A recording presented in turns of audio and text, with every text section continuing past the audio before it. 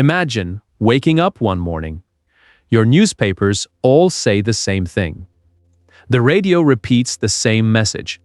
People who disagree have suddenly disappeared. Your neighbors have stopped speaking freely. Some are afraid, others are cheering, and almost nobody realizes that freedom didn't disappear overnight. It disappeared one small step at a time. History often feels distant. Black and white photographs, old speeches, names we memorized in school and quickly forgot. But history is never really about the past. It is about human nature. Because people change less than technology does. Fear still spreads. Anger still spreads. Propaganda still spreads.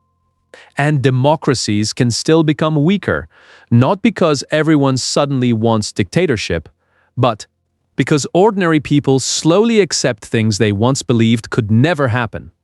That is why Adolf Hitler remains one of history's most studied leaders, not because he was extraordinary, but because his rise revealed uncomfortable truths about society, politics, psychology, and human behavior.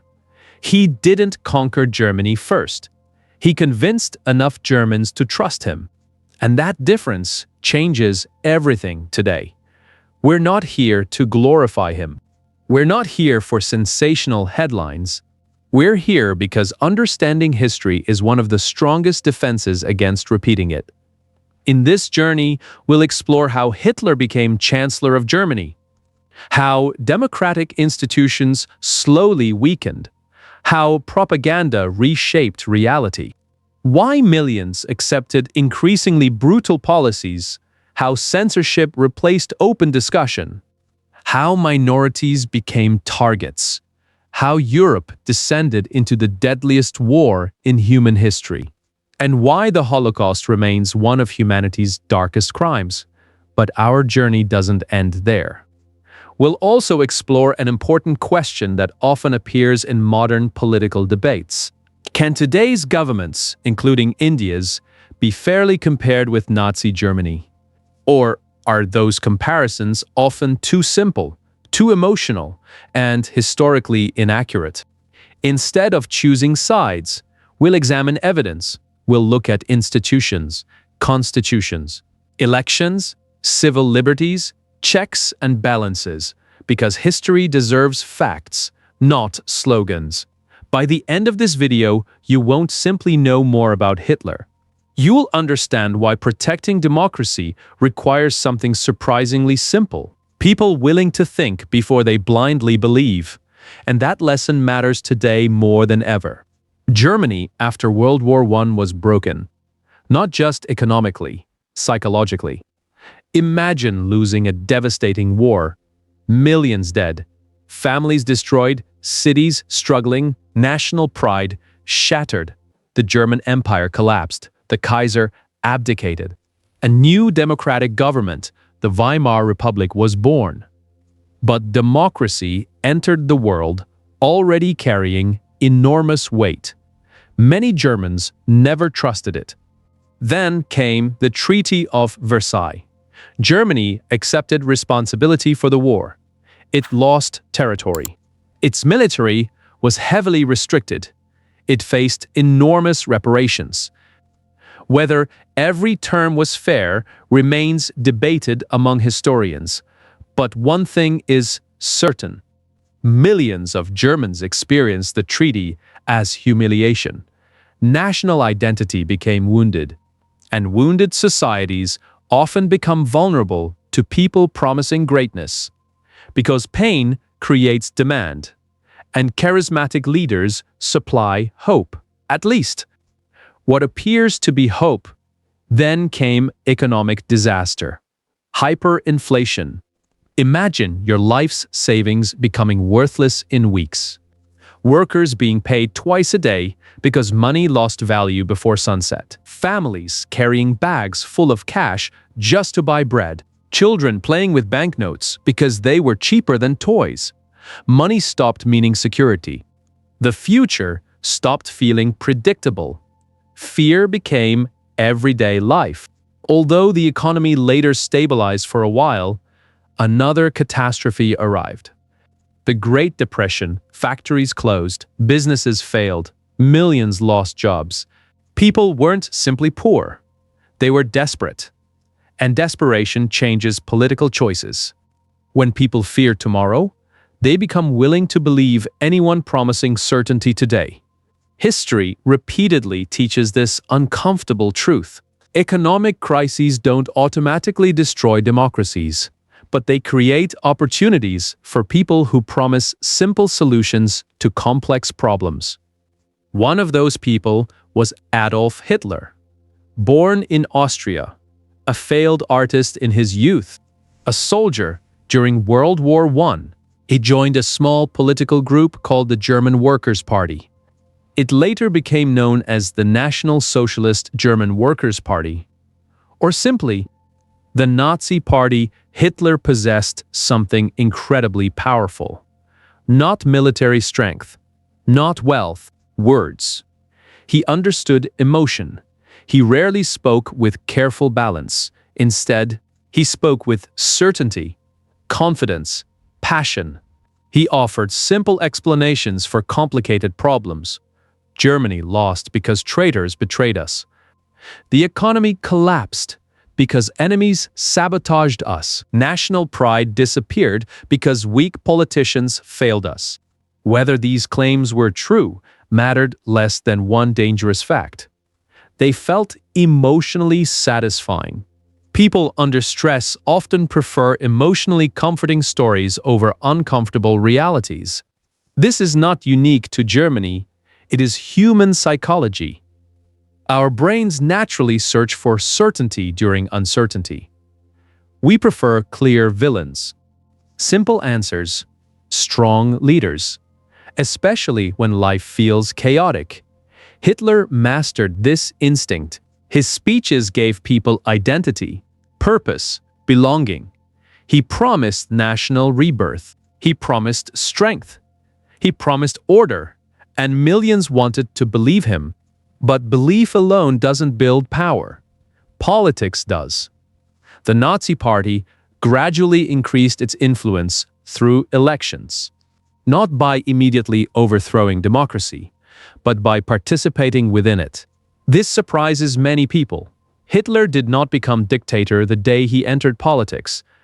His path involved legal appointments, political negotiations, backroom deals, and democratic institutions that slowly failed to protect themselves. In January 1933, President Paul von Hindenburg appointed Hitler Chancellor of Germany. Many political elites believed they could control him. They assumed he would calm down once in office. They thought experienced politicians would keep him under control. History remembers this as one of the greatest political miscalculations ever made. Because sometimes, the greatest danger isn't the loudest extremist. It's the belief that institutions alone can automatically restrain someone determined to dismantle them. Only weeks later, everything accelerated. On February 27, 1933, the Reichstag building, the German parliament, caught fire. The exact responsibility remains debated. A Dutch communist, Marinus van der Lubbe, was arrested at the scene. But historians continue discussing whether he acted alone or whether Nazis exploited or helped orchestrate the event, regardless of who started the fire. Hitler immediately recognized something even more valuable: an opportunity. He portrayed the fire as proof that Germany faced an immediate communist revolution. Fear spread rapidly, and fear changes what people are willing to accept. Emergency measures suddenly felt reasonable. Temporary restrictions suddenly sounded necessary. After all, people wanted safety. The next day, President Hindenburg signed the Reichstag fire decree. It suspended many basic civil liberties: freedom of speech, freedom of the press, freedom of assembly, protection against arbitrary arrests. Police gained extraordinary powers. Thousands of political opponents were detained. many had committed no violent crime. Their greatest offense: disagreeing with the government. Notice something important. Democracy wasn't abolished in one dramatic announcement. It was weakened through emergency powers justified by fear. That pattern appears throughout history. Different countries, different eras, different political systems. But the psychology often looks surprisingly familiar. When fear becomes stronger than freedom, people may voluntarily surrender rights they later struggle to regain. And this was only the beginning. Within weeks, another law would change Germany forever. Not through a military coup, but through Parliament itself. The law was called the Enabling Act. And once it passed, Germany's democracy stood on the edge of collapse. The name sounded harmless. The Enabling Act, almost technical, almost boring. But history is full of moments where ordinary-sounding laws changed the lives of millions. The law allowed Hitler's government to pass legislation without meaningful approval from Parliament. In theory, it was presented as temporary. In reality, it became the legal bridge from democracy to dictatorship. Think about that for a moment. Germany did not wake up one day to find a king sitting on a throne. Its democratic system slowly handed away its own power. Some politicians voted for the law because they believed it would restore stability. Some were intimidated. Some were pressured. Others convinced themselves that extraordinary times required extraordinary measures. That is another lesson history repeats. Freedom is rarely lost only because bad people become powerful. Sometimes it is weakened because ordinary people believe temporary exceptions will remain temporary. After the Enabling Act, Hitler no longer needed healthy political debate. He needed obedience. Political parties were dissolved. Trade unions were eliminated. Regional governments lost independence. Power flowed upward. One leader, one party, one voice. And when every important decision begins coming from a single center, disagreement slowly starts looking like betrayal. This transformation happened astonishingly fast. Many Germans who had voted believing they were choosing a stronger government suddenly found themselves living under a dictatorship. By the middle of 1933, Germany was no longer a functioning democracy, but controlling laws was only the first step. Hitler also wanted something even more powerful. He wanted control over reality itself. Think about your own life. How much of what you believe comes from what you repeatedly hear? From television, social media, friends, newspapers, algorithms. Human beings don't simply react to facts. We react to the stories surrounding those facts. Hitler understood that better than almost anyone of his time. Standing beside him was Joseph Goebbels, the Minister of Propaganda. Goebbels believed something chilling. If you repeat a message often enough, people begin treating it as truth. Modern psychology calls this the illusory truth effect. Repeated information feels familiar, and familiar information often feels true, even when it isn't. The Nazi government flooded Germany with carefully designed messages. Posters, newspapers, radio broadcasts, films, school textbooks, public rallies, children's organizations. Everywhere people looked, the same narrative appeared. Germany is rising again. The leader is saving the nation. Enemies surround us. Only unity can protect us. Propaganda was not merely about praising Hitler. It was about shaping emotions. Hope, fear, pride, anger. Because emotions influence judgment more quickly than evidence does. Imagine hearing the same message every single day. Not for a week, not for a month, for years. Eventually, alternative explanations become harder to imagine. That is why controlling information became essential. Independent newspapers disappeared. Journalists faced intimidation. Books considered un-German were publicly burned. University professors who criticized Nazi ideology lost positions. Artists whose work challenged official narratives were condemned. Music, theater, literature, education, everything increasingly reflected state ideology. People often imagine censorship as someone dramatically banning one book. Reality is usually more gradual. A newspaper closes. A journalist loses a job. A publisher becomes afraid. Teachers begin avoiding sensitive topics. Writers start censoring themselves before anyone else does. Eventually, silence spreads without needing constant punishment. Fear becomes internal. People stop asking difficult questions. Not because they cannot, because they no longer feel safe doing so. That is perhaps censorship's greatest victory. When people begin censoring themselves, but propaganda required another ingredient, an enemy. Throughout history, leaders seeking absolute power have often united supporters by identifying groups supposedly responsible for society's problems. For Hitler, anti-Semitism became central. Hatred toward Jewish people already existed in parts of Europe long before Hitler. He did not invent anti-Semitism, but he weaponized it. He transformed prejudice into state policy. Nazi propaganda falsely blamed Jews for Germany's economic struggles, military defeat, political instability, cultural decline.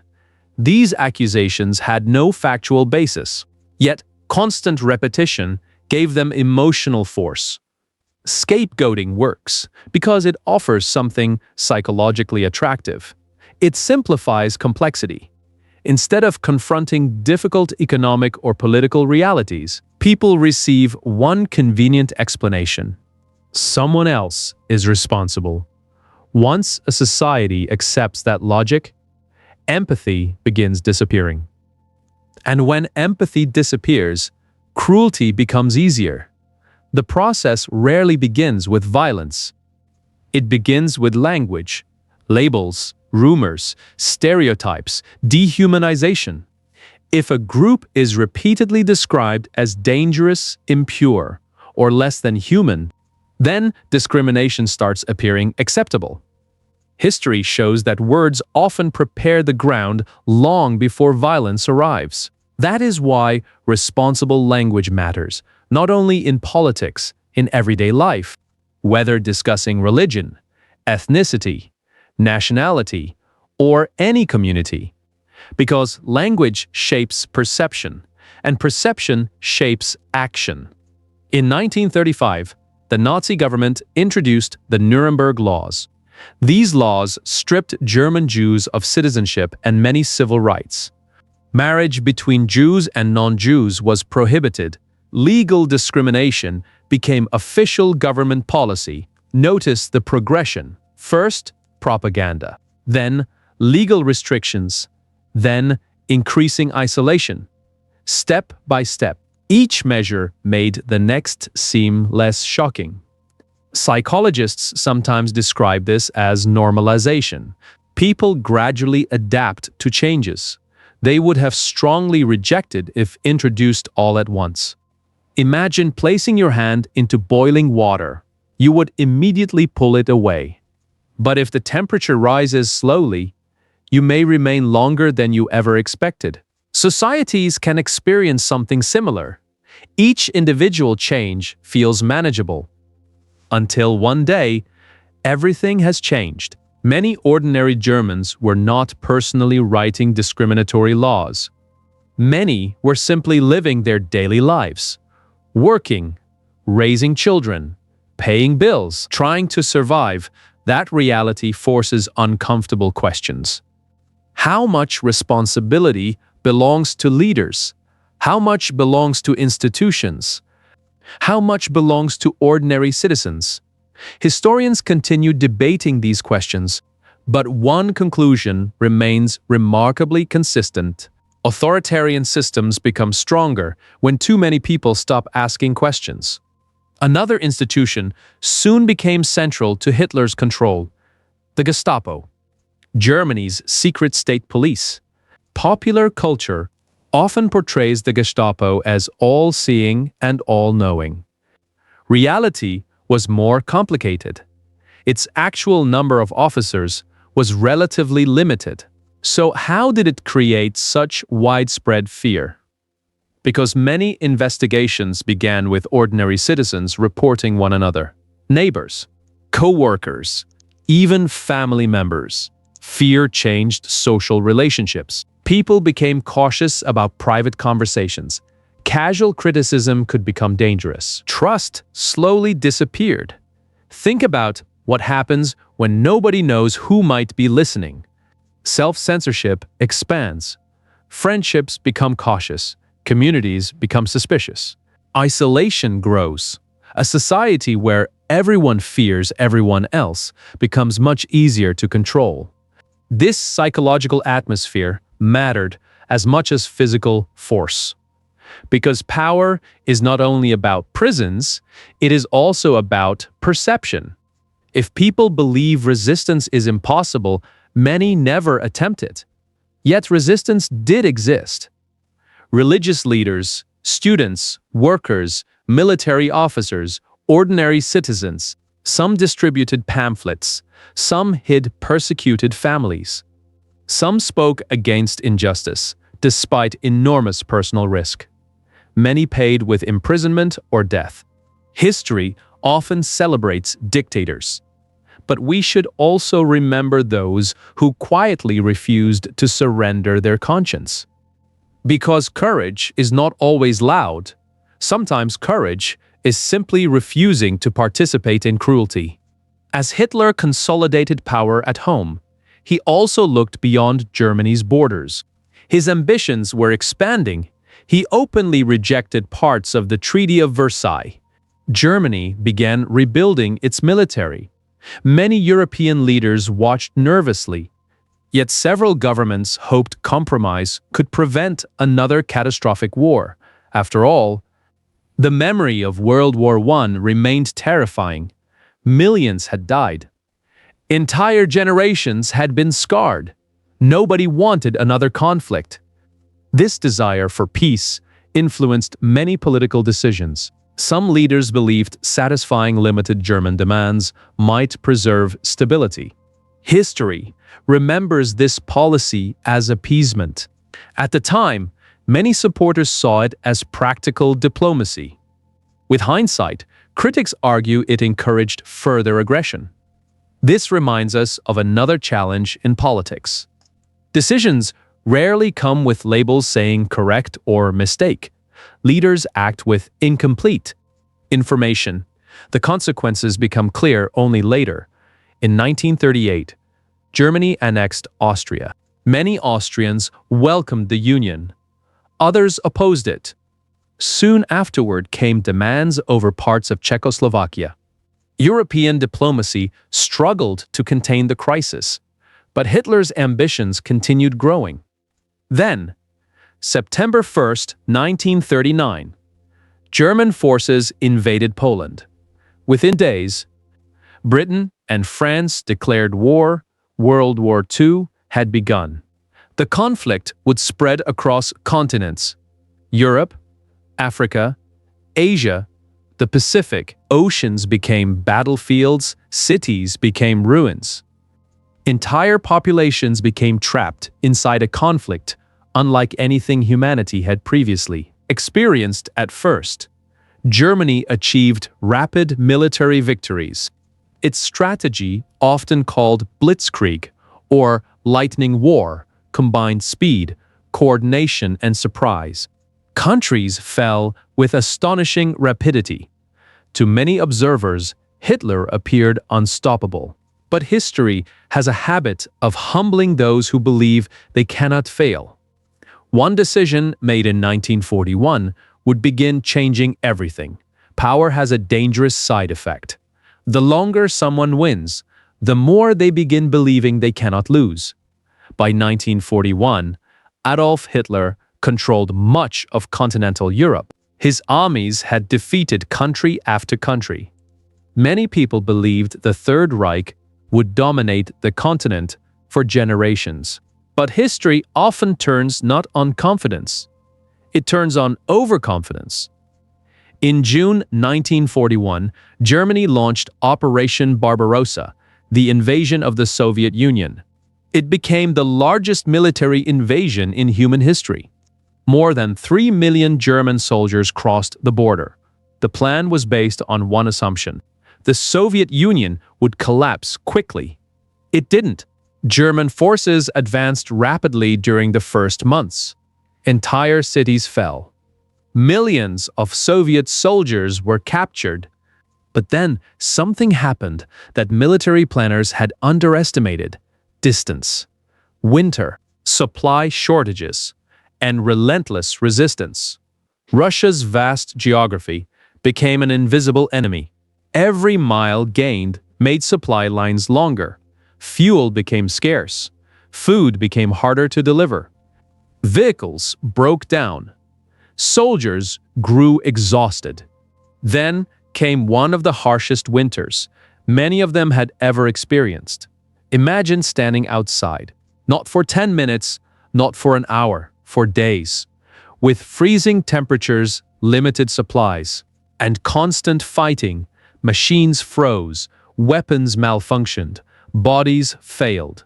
The war that Hitler expected to finish in months stretched into years, and years became a nightmare.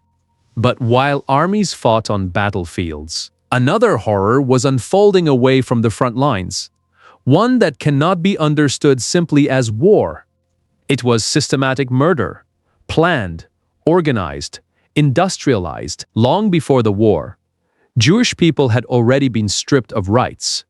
Businesses were confiscated. Families were isolated. Communities were broken apart. Many were forced into crowded ghettos under terrible conditions. Hunger spread. Disease spread. Hope disappeared. Then Nazi policy became even more radical. By 1941 and 1942, senior Nazi leaders coordinated what became known as the final solution. Despite the bureaucratic language, its purpose was horrifyingly clear: the systematic murder of Europe's Jewish population. Millions of innocent people, including men, women, children, and the elderly, were deported to concentration and extermination camps. Places like Auschwitz, Birkenau, Treblinka, Sobibor, Belzec, Chelmno, and Majdanek became centers of mass killing. People were transported in overcrowded cattle cars. Families were separated. Many never saw one another again. Most victims had committed no crime.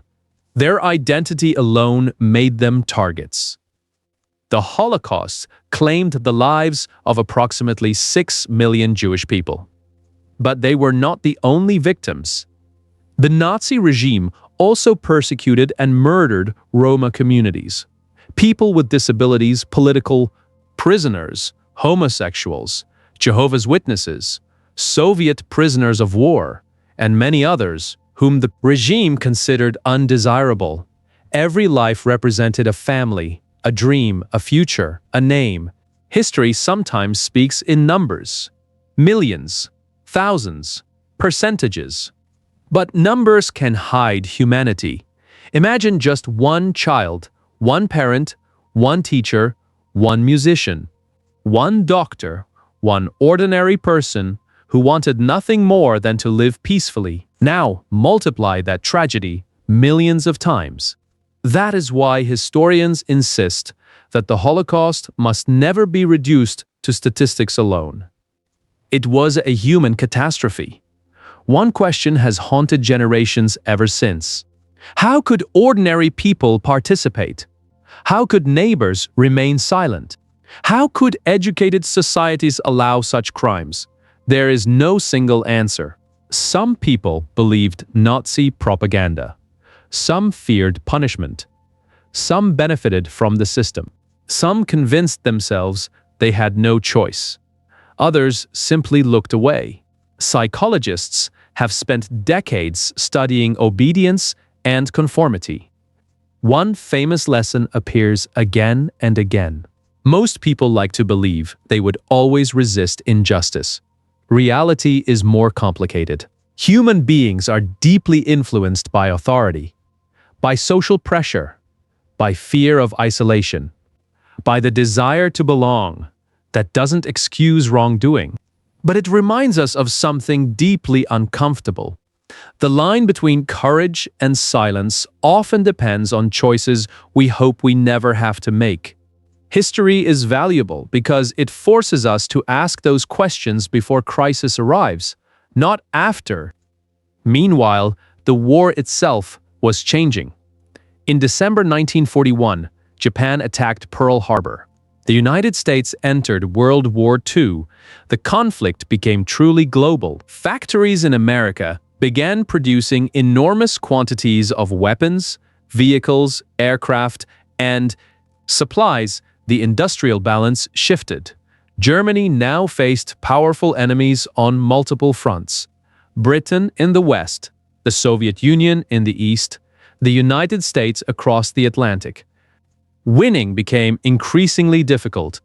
Then came the Battle of Stalingrad. Many historians describe it as one of the turning points of the war. For months, soldiers fought street by street, building by building, room by room. The city became rubble. Hundreds of thousands died. Eventually, German forces were surrounded. In February 1943, the German Sixth Army surrendered. The psychological impact was enormous. For the first time, the image of Nazi invincibility shattered. Sometimes one defeat changes more than a battlefield. It changes belief. And belief often shapes history.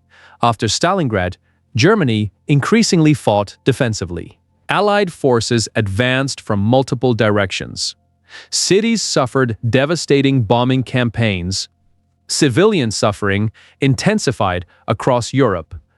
By 1944, Allied troops landed in Normandy on D-Day, opening another major front against Nazi Germany. The pressure became overwhelming. The regime that had promised endless victory was now struggling merely to survive. Yet, even as defeat became more likely, Nazi leaders did not abandon repression. In fact, violence often intensified. Authoritarian systems frequently become harsher when they begin losing control. Fear grows, paranoia grows, suspicion grows, the leadership becomes desperate. Because once power depends entirely on control, any loss of control feels existential. That pattern is not unique to one country or one century. Historians have observed similar dynamics in many authoritarian governments throughout history. Different ideologies, different cultures, different leaders, but remarkably similar psychology. Inside Germany, life became increasingly difficult. Food shortages worsened. Bombing raids destroyed neighborhoods. Families were separated by war. Children grew up surrounded by uncertainty. The promises of prosperity had given way to exhaustion. Many Germans, who had once celebrated military victories, now focused on survival. War has a cruel way of exposing reality. Grand speeches cannot stop hunger. Propaganda cannot rebuild destroyed homes. Fear cannot replace peace. Eventually, even the strongest narrative collides with facts, and facts have extraordinary patience. They wait until reality becomes impossible to deny. By early 1945, Allied armies entered Germany from the west, while Soviet forces closed in from the east. Berlin was surrounded. The Third Reich was collapsing. Hitler remained inside a bunker beneath the city. The contrast was striking. A leader who had once addressed enormous crowds now lived underground while the nation around him fell apart. Even then, He refused to accept responsibility. He blamed generals, he blamed betrayal, he blamed others. One psychological lesson appears repeatedly in authoritarian leadership. When everything goes well, the leader claims personal credit. When everything collapses, someone else becomes responsible. Admitting failure becomes impossible because the entire system has been built around the image of infallibility. On April 30th, 1945, Adolf Hitler died in his bunker. A few days later, Germany surrendered. World War II in Europe ended. The cost was almost beyond comprehension. An estimated 60 to 70 million people died worldwide during the conflict, including military, personnel, and civilians. Entire cities had been destroyed. Families scattered across continents. Countless lives permanently altered. The physical destruction was immense. The moral wounds ran even deeper, because humanity had witnessed what organized hatred, unchecked power, and industrial-scale violence could produce. But perhaps the most important question was no longer, how did Hitler rise? It became, how do we make sure something like this never happens again? And that question reshaped the modern world. After the war, Europe stood in silence, not the silence of peace, the silence that follows unimaginable loss. Cities were piles of rubble, railway stations were shattered, factories lay in ruins.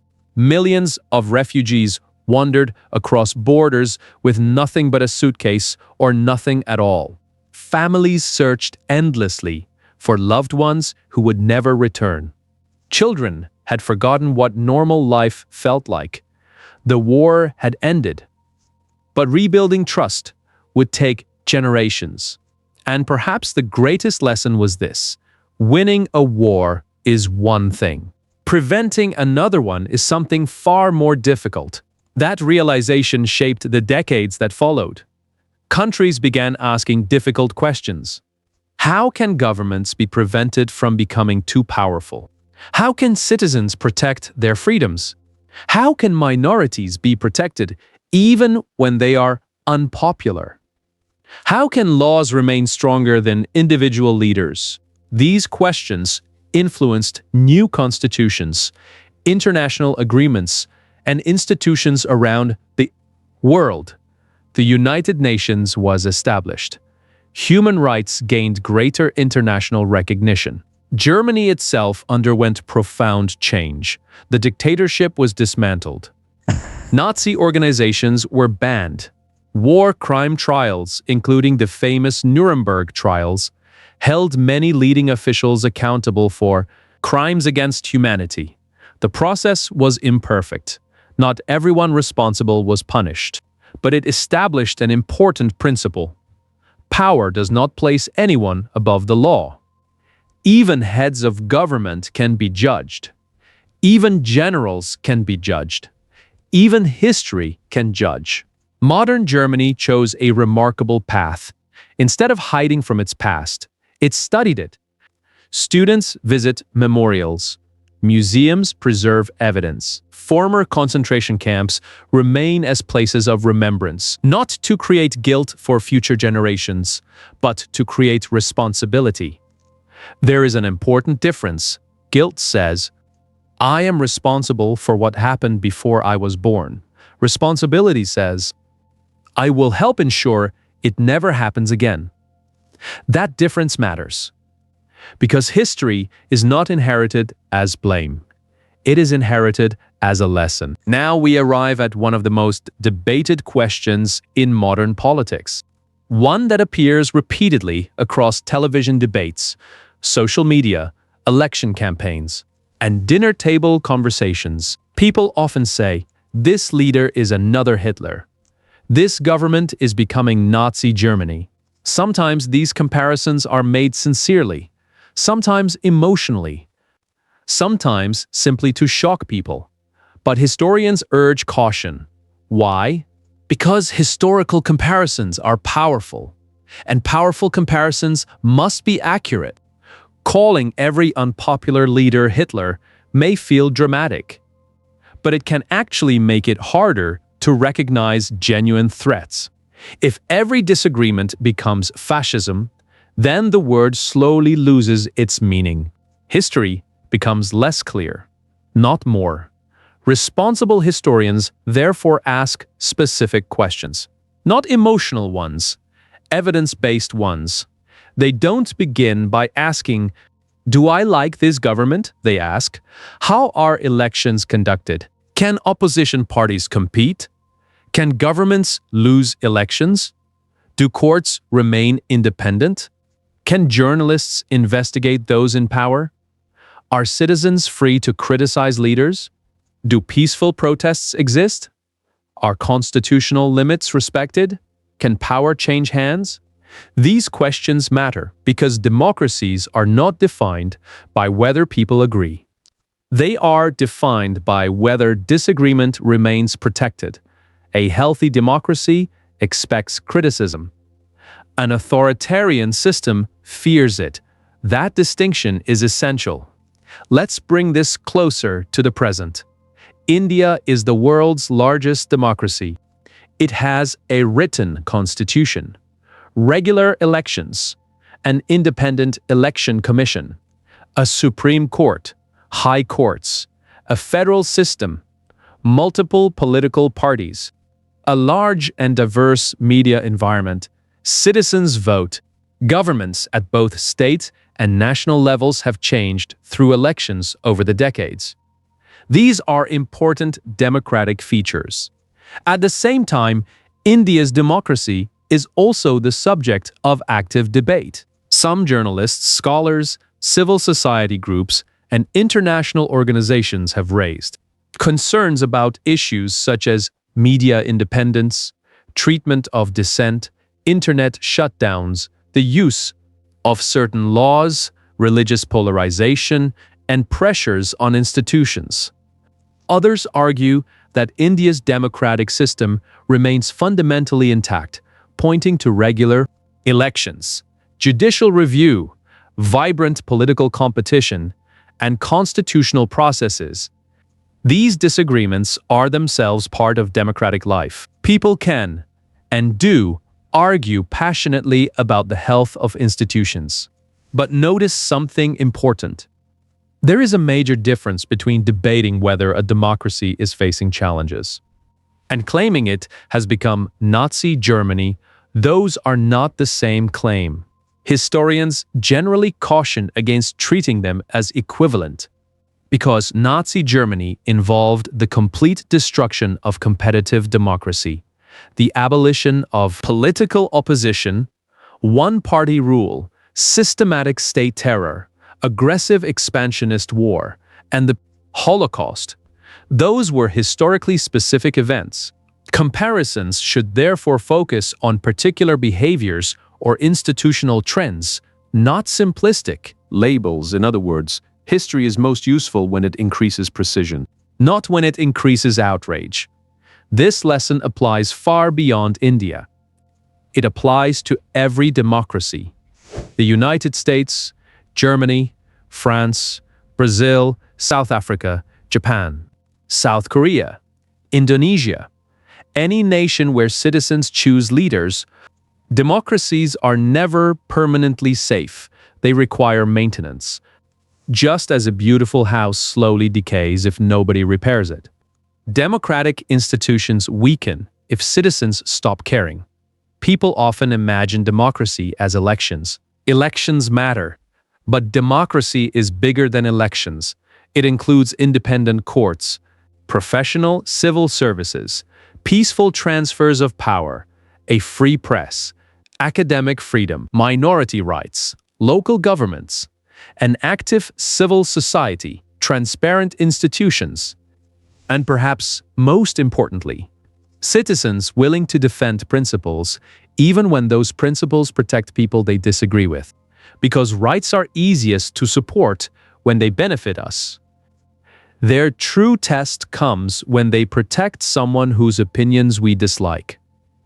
That is when commitment to democracy becomes real. There is another psychological lesson hidden inside Hitler's story. It concerns certainty. Dictators often promise absolute certainty. I alone can solve this. I have all the answers. There is only one correct path.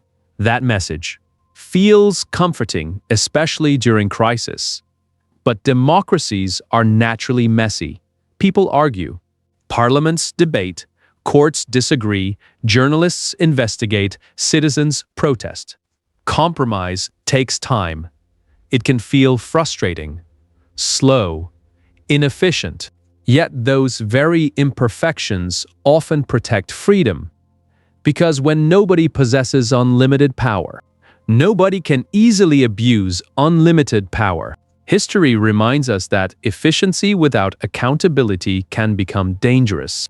Freedom sometimes looks untidy, but untidy freedom is often safer than perfectly organized oppression. There is also a lesson about information. Today, propaganda does not always arrive through government radio. Sometimes it arrives through smartphones, algorithms, edited videos, anonymous accounts, artificial intelligence, selective headlines, emotionally charged posts shared millions of times before anyone checks whether they are true. Technology has changed. Human psychology has not. We still click on what makes us angry. We still remember stories that trigger fear. We still share information that confirms what we already believe. That is why media literacy has become one of the most important democratic skills of the 21st century. Before sharing, pause. Before believing, verify. Before reacting, think. Those few seconds may seem insignificant, but history shows that millions of small decisions shape entire societies. No single citizen creates a dictatorship. No single citizen saves a democracy. But millions of everyday choices, repeated over years, determine the direction of a nation. There is another misconception worth confronting. Many people imagine that only evil people support authoritarian movements. History paints a more complicated picture. Some supporters genuinely believed they were protecting their country. Some wanted economic stability. Some feared political violence. Some simply wanted jobs. Some followed friends. Some trusted charismatic leaders. Human motivation is rarely simple. Recognizing that complexity is not about excusing harmful actions. It is about understanding how societies actually function. If we assume only monsters can make dangerous political choices, we stop examining our own biases. History becomes a story about them instead of a mirror asking questions about us. And that may be its greatest danger, because democracy depends not on believing we are immune to mistakes, but on recognizing that every generation must consciously resist them. There is one final image I want to leave you with. Imagine two countries. Both have elections. Both have flags. Both have national anthems. Both have politicians promising a better future. From the outside, they may look almost identical. But inside, one country encourages questions. The other fears them. One protects disagreement. The other treats disagreement as disloyalty. One believes that no leader is bigger than the Constitution. The other slowly begins believing that the leader is the nation. That difference may seem small in the beginning. History shows it rarely stays small. When people study Hitler, many expect to find a monster completely unlike anyone else. Instead, historians often discover something more unsettling. A man who understood ordinary human emotions, fear, pride, humiliation, hope, anger, belonging. He did not create those emotions. He redirected them. That is why the story remains relevant. Not because history repeats itself exactly. History never copies itself perfectly. Different countries have different constitutions, different cultures, different institutions, different political systems. But human psychology, that changes much more slowly. Whenever fear becomes stronger than reason, whenever one group is blamed for every problem, whenever facts become less important than loyalty, whenever citizens stop questioning power, history begins whispering, not shouting, whispering, and whispers are easy to ignore. Until they become impossible to escape. Think about your own life for a moment. Not politics, not governments, just you. Have you ever believed something simply because everyone around you believed it? Have you ever stayed silent because speaking felt uncomfortable? Have you ever shared information before checking whether it was true? Have you ever judged someone because they belong to a different group? Most of us have, in small ways. That doesn't make us evil, it makes us human. The important question isn't whether we're perfect. It's whether we're willing to recognize our own blind spots. Because democracy doesn't only live inside parliament, it also lives inside everyday conversations, inside classrooms, inside families, inside workplaces, inside the decision to listen before shouting, to verify before sharing, to criticize ideas without dehumanizing people, to defend someone's right to speak, even when we strongly disagree with what they say. Those habits may seem ordinary. History suggests they are extraordinary. One of the greatest myths about freedom is that once you have it, you keep it forever. History disagrees. Freedom is less like a trophy and more like a garden. Ignore it. And weeds slowly take over. Not overnight, gradually, almost invisibly. The same is true for democratic institutions. Independent courts require public trust. A free press requires courageous journalists and informed readers. Elections require participation. Constitutions require respect. None of these survive on autopilot. Every generation inherits democracy. Every generation also decides what happens to it next. There is another lesson that often gets overlooked. Authoritarianism does not only damage those who are immediately targeted. Eventually, it damages almost everyone. When independent courts weaken, even supporters may one day need justice and struggle to find it. When free journalism disappears, even loyal citizens lose reliable information. When fear replaces trust, communities become divided. Innovation slows. Creativity declines. People stop taking healthy risks. Businesses hesitate. Universities suffer. Science suffers. Art suffers. Society itself becomes smaller, not only politically, emotionally, intellectually. Because fear is a terrible environment for human potential, and yet, history is not only a warning, it is also a source of hope. Because Hitler's regime did not last forever. It was defeated, not by one nation alone, not by one hero, but by millions of ordinary people, soldiers, doctors, teachers, factory workers, resistance fighters, journalists, diplomats, citizens who refused to surrender their humanity.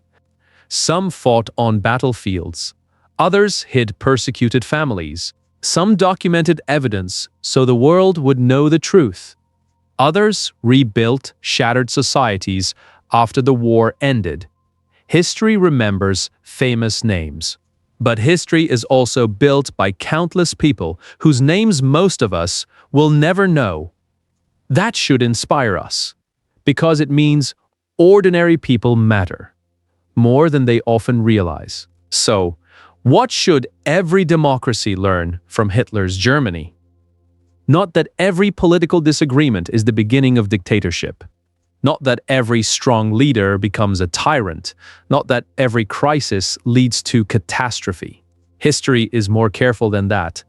The real lesson is simpler.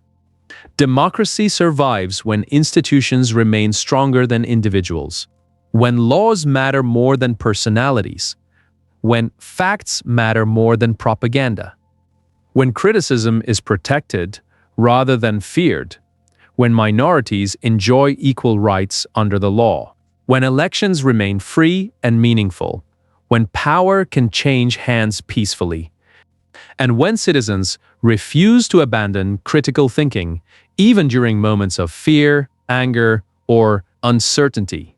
Those principles are not left-wing, they are not right-wing, they are democratic. And they deserve protection regardless of which political party happens to be in power. Because today's government will eventually become tomorrow's opposition. Strong institutions protect everyone, not just today's winners. The story of Adolf Hitler is not merely the story of one man. It is the story of how institutions can weaken, how propaganda can reshape perception, how prejudice can become policy, how fear can silence courage, and how ordinary choices repeated by millions of people can transform the destiny of an entire nation.